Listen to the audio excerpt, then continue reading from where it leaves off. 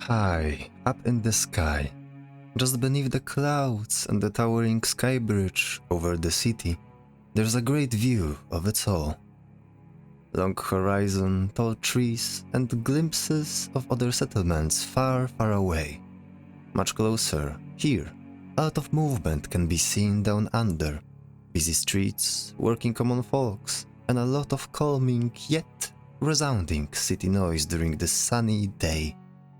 Ah, life, the beating heart of the city. And while the sight is breathtaking in it of itself, the shadow being cast on the center tower, there's the rogue, always hiding in the plainest sight. No one sees him, no one expects him. Looking up, you admire the structure, the clear sky and the soft breath of the wind. Yet there he is, climbing up the sky bridge itself. His hands grasping firmly, making sure to prevent the fall. He looks down for the last time, after stopping to catch some breath. Such a fate, he thought to himself, unable to find reason in his way of action, unable to care about the pain he feels. He pushes forward, grabbing onto another ledge. For a human, it would be impossible to go up such a monstrous structure, especially with it being so uneven yet smooth in most places. And where's the path that others abandon, he finds his way in. Slowly but surely, the rogue is able to reach the head of the spire. A single window in sight, he nudges closer to it. A perfect moment and place to enter. And finally, an easy spot to catch on. He reaches out towards the window with his leather glove, grabbing onto the lower frame. A quick and silent pull with which he lands inside the lavish room. We have a problem. For a moment, the rogue, soldier, and bard glanced their eyes between each other. Their meeting was somewhat expected, yet shocking for them all. The two companions looked at the stranger with concern, and before they were to act due to the surprise, "Split their face, show me the skin." Silence the word. Perhaps a hunter, or just another foe. Oh no, he even speaks with riddles. It's worse than I thought. "Why are you still within my..." The king flings the curtain away, but the soldier was ready. One hand on the mouth, with this motion he pushes the king to the side wall. Brutal hit and a firm grasp. The second hand, dagger's blade, clings on the noble's neck. "Don't even try to speak a single word unquestioned. Now you will abide by my rules, you scum. If I hear even a single squeal before asked to answer, you won't even say your goodbyes." The blade pierces slightly through the skin. A single drop of blood runs down the steel. The king, terrified, he remains silent, tries to not move a finger. Yet his whole body shakes wildly. Soldier takes the king closer to him, face away from his own. A quick step towards the stranger in the window, and the king is forced to look. "And who the hell are you?" "No, I've came too far to be stopped now. One wrong move and the king is dead. State your status, rogue, and speak without the nonsense." "So a hunter, I see. You were foretold to be here. It seems the prey was taken away from my hand, and I was too late. Now reap the seeds you sowed, if you have the strength. Take what is yours. I won't bother." The rogue steps calmly towards the wall and leans onto it. His arms crossed, no weapon drawn, and his face still hidden under the hood. "Hey, come closer, but keep an eye on this creep. We probably don't have much time, so I'll try to be quick. The bard approaches the two, and as guided, he doesn't lose sight of the rogue who right now seems to not care. At the same time, the bard feels something is off. He can sense the power emanating from this mysterious man. His breathing is uneven. It's not fatigue, no, he's in a monstrous pain. And then the bard thinks to himself, how did this person enter the palace from outside? Charades are over, you may speak, but only answer what I ask. Nothing more, no screams, nothing. Understand? He hits the wall with the king, putting him in a position as before. The king, fearful, nods impulsively. The soldier then slowly puts away the hand of his mouth, but the dagger stays poking on the neck. First question. Why? Why did all of this happen?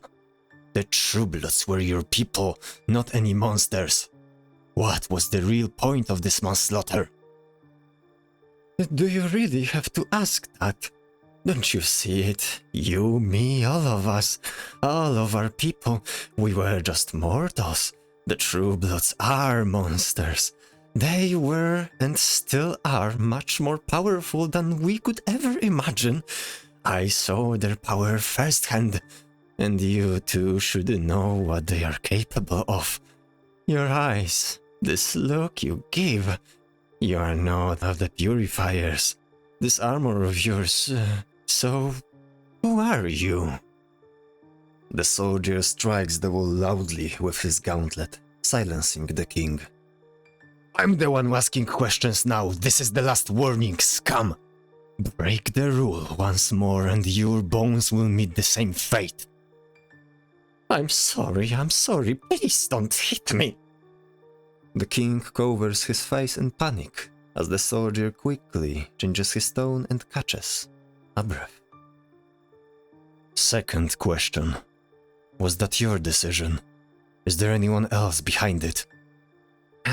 My friend, I don't think it goes anywhere. No, not at all.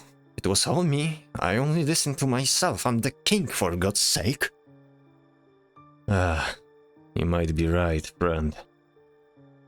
You, if I may, you don't seem like a bad sort. If you wanted to kill me, you would surely do so before. I can give you money. With my influence, you can become an actual knight. Both of you. Third question. What is the worth of your life? Why shouldn't I take it? Give me one reason, anything. Now, you have your chance. Speak. I already said But before you answer, I care not about coin nor any recognition. I am here in the name of justice. The king stays silent for a moment, tries to come up with a good approach. The rogue in the meantime raises his head, a little more interested in this whole situation. Think about it. If you kill me right now, what will happen next? You don't want justice, you seek vengeance. The deed is already done, you can't undo it.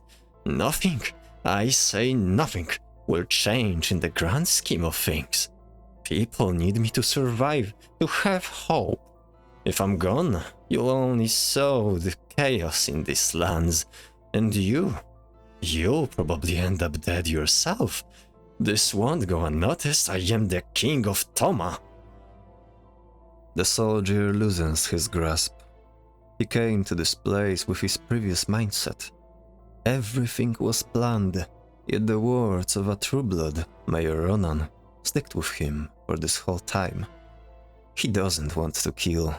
It's a meaningless act, but he committed to it. In the end, he only sought for a reason to change the fate he took upon himself, but he didn't want to acknowledge the truth. The king smiles as the soldier looks away and finally drops the dagger. Yes, a wise choice, dear knight. Even if you didn't want it, I can grant you fortune and keep the troubles away. We can just forget that this whole situation even happened. Oh, a moment of weakness? The hunter should never abandon his hunt. And who are you? You don't look like one of our kind. Of course, I can see through this deep cloak you're wearing. You're not one of us. We, humans, should stick together. Do not listen to this leper. The stench of his evil can be smelled even from here. The king lightly puts his hand on the soldier's shoulder, with confidence written on his face. You may call it weakness, stranger, but in the end, I was never a killer. I wanted to do something, to make a difference and fix everything. You may not kill and still remain strong, but lack of dedication, abandonment of your goals and pride. This is the weakness I speak of. And change you will make. Think about it. If you were able to get here unnoticed, you can work for me as a special agent. And together, under my guidance, of course, we will be able to unite our kind even further. Let's not think about mistakes of the past and focus on the future instead. For Toma and true peace. Let's start with getting rid of this little devil speaking to your ear, shall we? I'm glad, dear friend, that you found your true self in the end. And while I'll excuse myself from being a knight, this is still a fantastic story to be told, yes? I am just a neutral observer and that's it. I only care about telling about the happenings, and mark my words, the beauty of this scenery will be known for eternity. The charade was never over for you, wasn't it? The rogue glanced towards the bard, not raising his head. The bard knew he was called out. Huh? You're still here? So I suppose you'll give in into the hands of the law? Finish your part, end the Elden Hunt. Lower your hand, and mine will arise.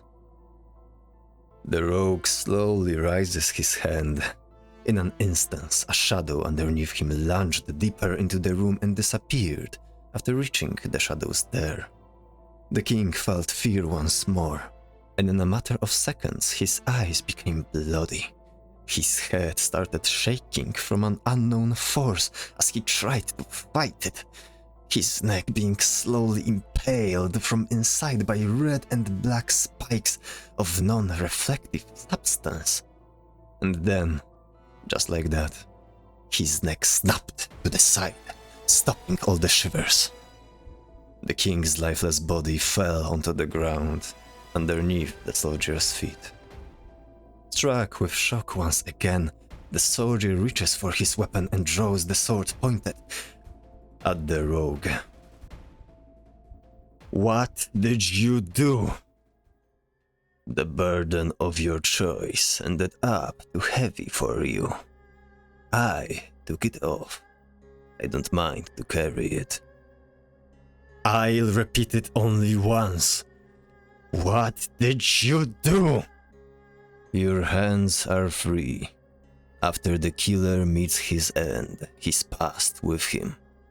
The world will forget, the world will be at peace.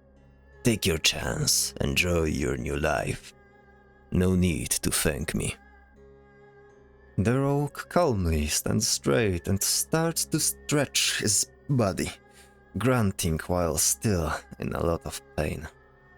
And out of the sudden, there's a hitting on the door. Hey!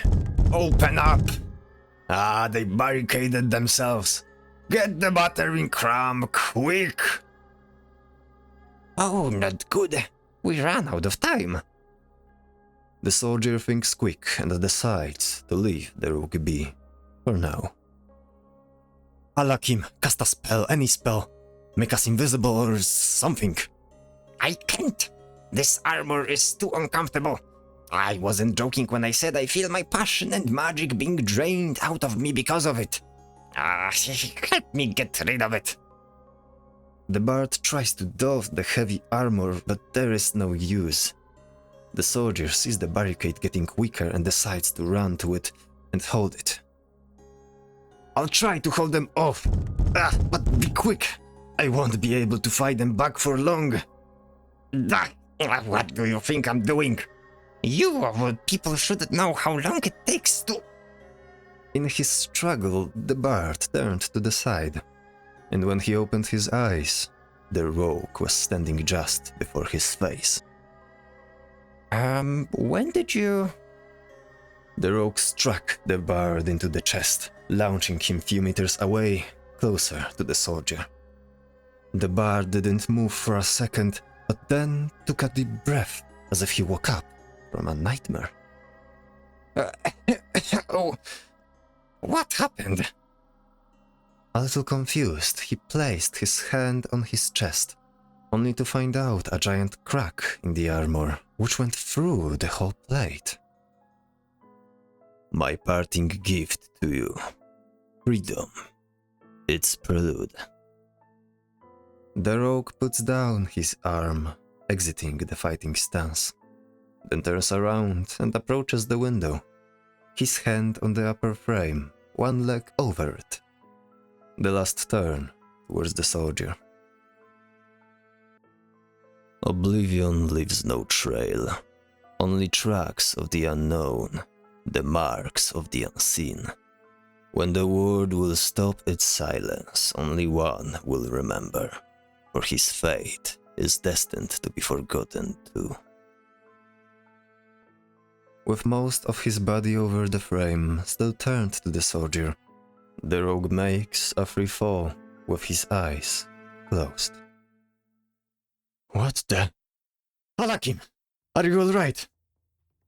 Yes. Just some bruisers. Probably. Maybe. Nothing more. The bard easily stands up and realizes that the broken plates of the armor come off without any problem with each simple pull. After no more than a minute, the bard is free of his metal cage. His first thought is to take his hat and wear it. Quick! I can't hold any longer! One more thing, my friend. The bard, a little panicked, started to look around the whole room. And then he remembered a rack on the side. He rushes towards it, looks at the king's cloaks and hats. There, a beautiful green with shades of red and the long feather of a giant parrot. The bard pulls it out of the hat and instantly seems excited. Come with me to the window. What? Are you crazy? You can't possibly want me to jump with you. Just believe me this one last time. I have a plan. The bard awaits close to the window, yet the soldier is still unsure. Then there's a loud shout outside the door, yelling, Make way for the ram! Was enough for the soldier to step away from the door. He ran towards the bard but then looked outside. The ground can't really be seen well from these heights. A long way down would be before them. No way of survival. I don't like this, Alakim. Are you afraid of heights, perhaps? Not really. Until I looked down right now and saw at least 500 meters difference between us and the hard stone pavement. Oh, just jump. There's no time to be picky. I got your back. You trust me, yes? I do, but... The wardrobe fell down to the side. A large part of the door is broken, as splinters fly out of it. Behind this door, guards rush inside, few of them with loaded crossbows in hand. As soon as they saw the intruders, they prepared for a shot. And when they barged in, The soldier quickly covered the bard with his body, grabbed him firmly and tackled him outside the window as the crossbolts started hitting the frame and flew past them. Falling down in an instant, the bard spoke one simple word. Fly! And yes, they flew. Kind of. After the soldier opened his eyes, he realized that something was different. The speed they were falling to the ground was quite slow. It worked! So, my friend, how far is the fall again? You said something like 500 meters, yes? And then prepare for a nice landing in like 60 seconds or so. But the landing itself might be a little harsh. Whoa, this feels amazing, yet frightening at the same time. The view, Toma. My home. Yes, it's great and all. You don't have to hold me now, by the way. Sorry, I tried to ensure your safety. Yeah, whatever you want to think. Let's focus now on what's before us. Where do we land? There. See this building with a circular roof? Underneath it, I think I can see a runaway carriage. Let's hope Taldeus has a better plan for it than just to let us try right away out of the city as fast as we can. He surely had a plan for something like that, don't you worry. Well, maybe not for a plan like this. Oh, I myself wasn't so sure of it. You don't always do things like this, nor have an opportunity for it. Anyway, I'm glad you actually decided to stick with your chosen path. It's important to take a lesson from it, and from what I have seen, you learned a lot. You hesitated to even spare the king, but you ended up doing what you wanted all this time. I didn't like that guy, especially, I was close with many True Bloods. I had a nice act there, huh? Wait, I didn't do it. It was this weird stranger. He took the life of Elion before our very eyes. Who? What stranger? What do you mean? The one who... never mind, actually.